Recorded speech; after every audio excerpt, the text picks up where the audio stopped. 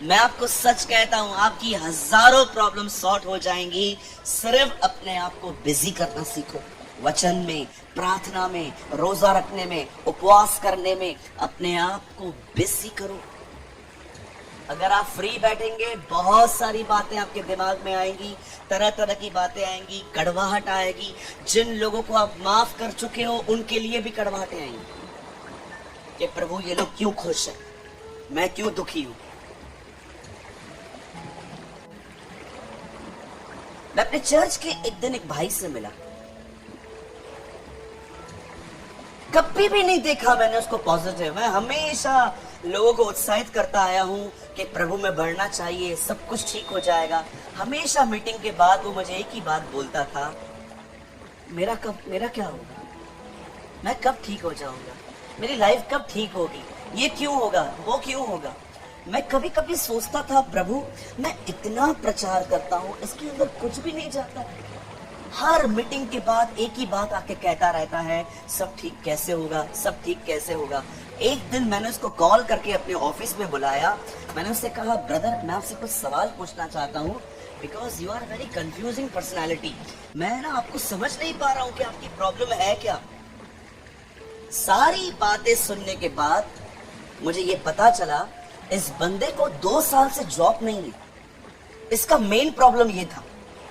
और घर पे बैठने के कारण घर की औरतें उसको बार बार ताने मार रही थी कि कुछ कर कुछ कर कुछ कर, करता क्यों नहीं है। लोग उसके परिवार में लोग थे, सब पढ़े लिखे लोग थे, वो भी उसको ताना मारते थे, एक तू ही है जो कुछ कर नहीं रहा है, बाकी देख सब सेटल हो गए। उसे बोल बोल के इतना ऐसा बना दिया है। तब मैंने अपने भाइयों में से सारे भाइयों को कहा, इसकी जॉब के लिए देखो, इसकी नौकरी के लिए देखो पहले। और उसे नौकरी मिली। पुरानी बात है, कोविड से भी पुरानी बात है, उसे नौकरी मिली। नौकरी करने के 1 महीने के बाद मैं उससे मिला। मैंने उससे कहा, और तो कैसा है। आप बिलीव करो, मुझसे 10 गुना ज्यादा खुश था। मैंने प्रभु से कहा, प्रभु यार क्या किया तूने। कुछ नहीं, बिजी किया है, इसको बिजी कर दिया। अब इसका मन लगा रहता है काम में, ये करना है, वो करना है, वो करना है, ये करना है। आप खाली बैठे रहोगे ना, आपके अंदर ख्याल आएंगे, हमारे चचा की जमीन किसने ले ली, हमारे मामा कहाँ हैं, इन्होंने मुझे सताया था, इन्होंने मुझे गाली दी। एक दिन दाऊद भी फ्री बैठा हुआ था, सुलेमान को बुला के कहता है, इधर आ। हाँ बोलो डैडी, आज से बहुत साल पहले किसी ने मुझे बहुत गंदा गंदा बोला था, अगर तू मेरा बेटा है जाके उसे मार दे। आपको पता है दाऊद का अंत इस तरह हुआ था, उसने मरते मरते सुपारी दी। बोलिए सुपारी दी। हमारे मुंबई में किसी को मर्डर कहने को सुपारी बोलते। हाँ बोला सुपारी दी कि जा इसे मार दे। आप बिलीव कर सकते हो, वो राजा जिसने गोलियत को मारा, सिकलग जीता, ए नगर जीता, इजराइल का अभिषिक्त हुआ। बाइबल बताती है उससे जंगें जीती, खुदा उससे बात करता था, नबी उसके दरबार में आते थे। आप बिलीव कर सकते हैं उसका अंत इस तरह हुआ।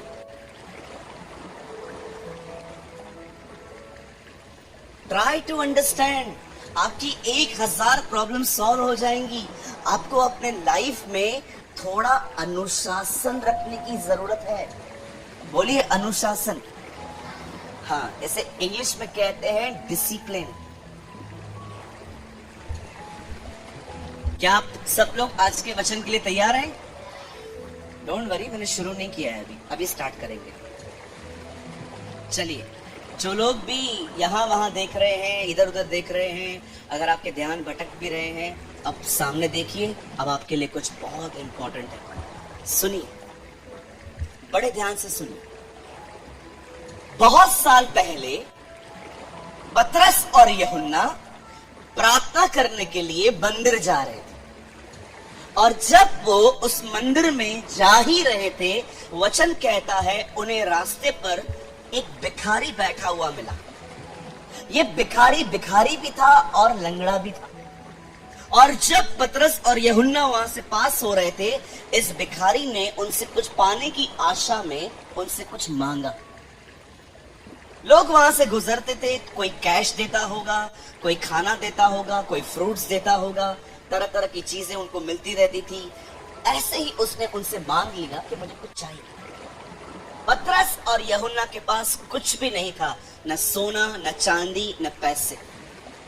उन्होंने उसको साफ साफ कहा कि सोना और चांदी तो हमारे पास है नहीं, लेकिन जो हमारे पास है I give it to you, मैं आपको देना चाहता हूं। अब वो लंगड़ा है और भिखारी है, दो प्रॉब्लम्स हैं इसके लाइफ में। और पतरस कहता है जो हमारे पास हम वो तुझे देते हैं।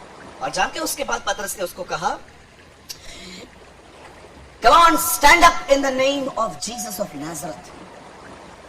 यीशु मसीह नासरी के नाम से चल। और लिखा है वो खड़ा हो गया, उछला और वो चल पड़ा। सुनिए, वेट, सुनिए।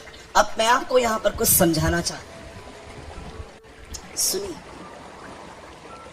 इस व्यक्ति को कुछ गलतफहमी है। बोलिए गलतफहमी। गलतफहमी एक ऐसी चीज है जो आपकी शांति ले सकती है। गलतफहमी एक ऐसी चीज है जो आपकी अच्छी भली दुनिया को बर्बाद कर सकती है। कंफ्यूजन, चीजें क्लियर नहीं है। कभी कभी आप सोचिए, अगर आप घर के बाहर हैं और आपने बहुत सारे गंदे गंदे काम किए हैं, लेकिन आपके घर वालों को कुछ भी नहीं पता है इसके बारे में, लेकिन बाहर आपको पता है आपने बहुत किए। एक दिन अगर आपकी माँ आपको, पिताजी कोई कॉल करके आपको बोल दे घर पे आ, हाँ आ रहा हूं, क्या हुआ, जल्दी आ, तुझसे कुछ बात करनी है। अगर आपके माँ बाप आपको ऐसा बोल देना, आपके घर तक जाने के लिए 1 घंटा लगता है। विश्वास कीजिए, 1 घंटे में जितने बचपन से पाप किए सब याद आ जाएंगे। पता नहीं कौन सा कांड पकड़ा है, इतने कांड किए हैं, इतने प्रॉब्लम्स क्रिएट किए हैं, पता नहीं कौन सा। और जैसे ही आप घर पे जाते हो, आप नॉर्मल करते हो अपने आप को, हाँ मम्मी क्या हुआ, शाम को मामा की शादी है, चलना है। मर गया रे, सुसाइड करने के लिए जा रहा था।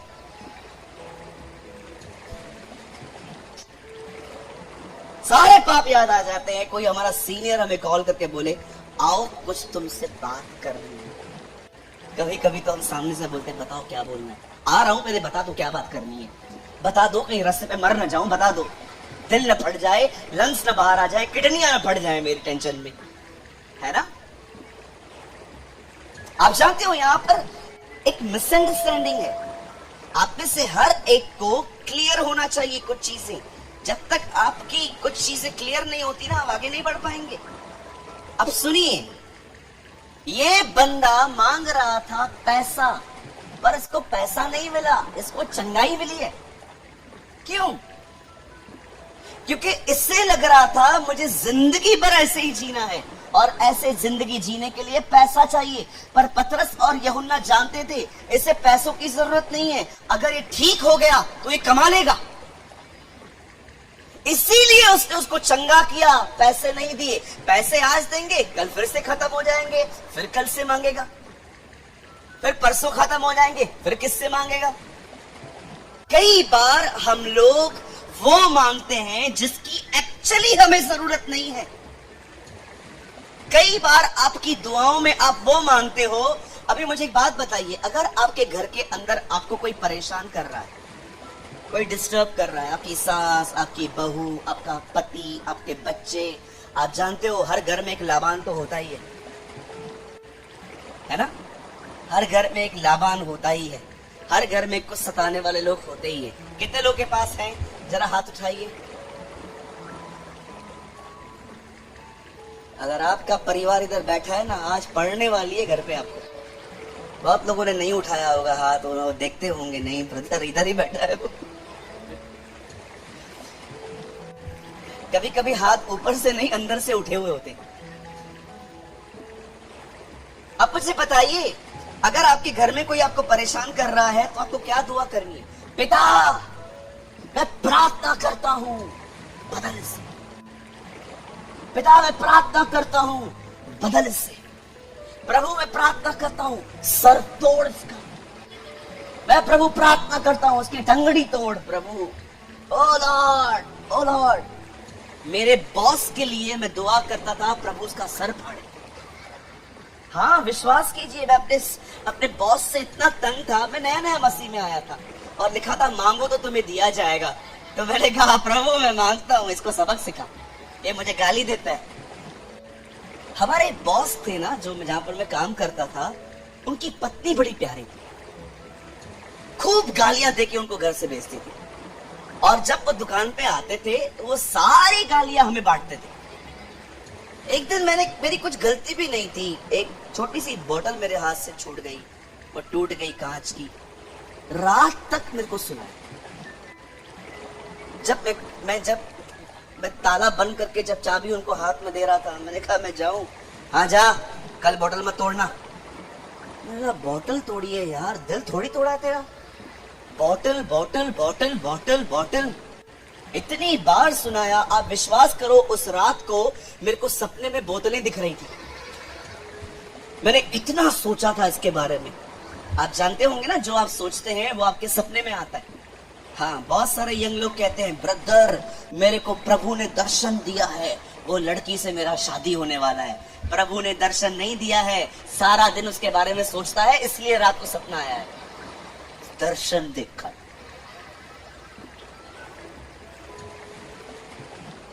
मैंने दर्शन देखा। क्या देखा? मैंने दर्शन देखा, ये लड़की सफेद कपड़े में और मैं काले कपड़े में खड़ा हूं। तू मर गया था, उधर आई थी।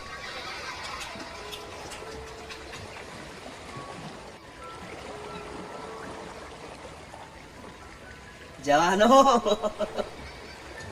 स्टॉप दिस नौटंकी। आजकल प्रपोज करने का नया तरीका बताऊं? दर्शन देखा, मैंने दर्शन देखा। तेरे बाजू में एक बंदा कैंसर से मर रहा है, तेरे को प्रभु उसके लिए दर्शन नहीं देता, तेरे को दर्शन इनके आते हैं।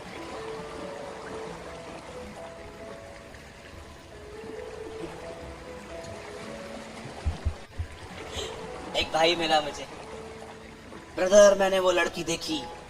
कहा मेरे को पता है तू उसको ही देखता रहता। मैंने वो लड़की देखी, हाँ फिर मेरे को प्रभु ने कहा है उससे ही मेरी शादी होगी, दर्शन देखा है। मैंने कहा तूने बैप्टिज्म किससे लिया था? बोला आपसे लिया था। मैंने कहा पास्टर कौन है तेरा? आप हो। किसके किसके किसके चर्च में खाना खाता है? आपके। मैंने कहा अभी एक काम कर, प्रभु को बोल मेरे को भी दर्शन दे। हर 3-4 महीने में एक बार आके पूछता है पास्टर जी दर्शन आया? कोई दर्शन नहीं आया।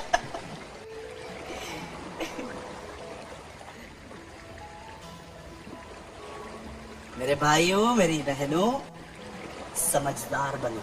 कहिए अपने बाजू वाले से समझदार बनना है। हाँ बोलिए, ये आत्मिक बनने से ज्यादा अच्छा है। बी अ वाइज पर्सन, बुद्धिमान बनिए। अब मुझे बताइए मैं अपने बॉस के लिए क्या प्रार्थना करता था? प्रभु उसको बदल, चेंज कर, सर तोड़, ये तोड़, वो तोड़, जिंदगी तोड़ इसकी, वगैरह वगैरह। आप जानते हैं राइट प्रेयर क्या है? किसी को तू बदल या ना बदल, मुझे चेंज कर। That is a right prayer. Paul एफिसियों को नहीं लिखता कि मैं प्रार्थना करता हूं कि तुम्हारे दुश्मन कम हो जाए। पॉल एफिसियों को लिखता है मैं प्रार्थना करता हूं कि तुम पवित्र आत्मा की सामर्थ से बलवंत बनते जाओ। Oh what a prayer. वो ये दुआ नहीं करता कि हमारे दुश्मन, हमें सताने वाले कम हो जाएं, हमें परेशान करने वाले कम हो जाएं। नो, वो प्रार्थना करता है प्रभु अपनी आत्मा की सामर्थ से इन्हें इनसाइड स्ट्रॉन्ग कर। हम दूसरों के बचने के लिए प्रार्थना कर सकते हैं, पर ये मूर्खताएं हैं कि आप दूसरों को बदलने के लिए दुआएं करते हो। ओ प्रभु ये बदले, वो बदले। प्रभु बदलेगा उन्हें, कोई प्रॉब्लम नहीं है, परमेश्वर जरूर बदलेगा, लेकिन आपको राइट प्रेयर करनी है। खुदा तो पहले मुझे बदल। आज चलो ये लोग मर जाएंगे, कल दूसरा आएगा, फिर क्या करोगे? प्रभु इसका भी हाथ तोड़। प्रभु बोलेगा सारा दिन हाथ पैर तुड़वाने के पीछे लगा रहता है तो लोगों के। हमें बदले खुदा, लॉर्ड चेंज अस। हमें तो बदल ताकि हम एडजस्ट कर पाए। कब तक आप लोगों को बदलते रहेंगे? इस बंदे को देखिए क्या मांग रहा है और जरूरत क्या है। इस बंदे को जरूरत है चंगाई की और मांग पैसे रहा है। आपको पता है मेरी जिंदगी में सबसे बड़ी प्रार्थना क्या है मेरी? मैं प्रभु को कहता हूं, प्रभु मेरे हाथ से भले मुर्दा जिंदा ना हो चलेगा, पर मुझे सहना सिखा। That's I pray।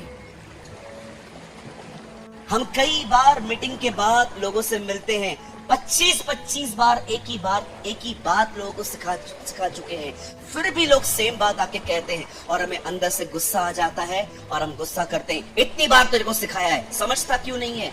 मैंने एक दिन ये जाना, मुर्दों में से जिंदा करने से बेहतर है हम सहना सीखें, ताकि हम यीशु को प्रेजेंट कर पाए। आप समझ रहे? राइट प्रेयर्स, सही दुआएं करना बहुत जरूरी है। आज भी आप देखिए, आप सह नहीं पाते हैं बहुत सारे लोग। कोई आपको कुछ कह रहा है, कोई आपको कुछ कह रहा है, आप उसको सोच सोच के परेशान होते हैं। नो, बाइबल बताती है हमें सहने की इच्छा होनी चाहिए।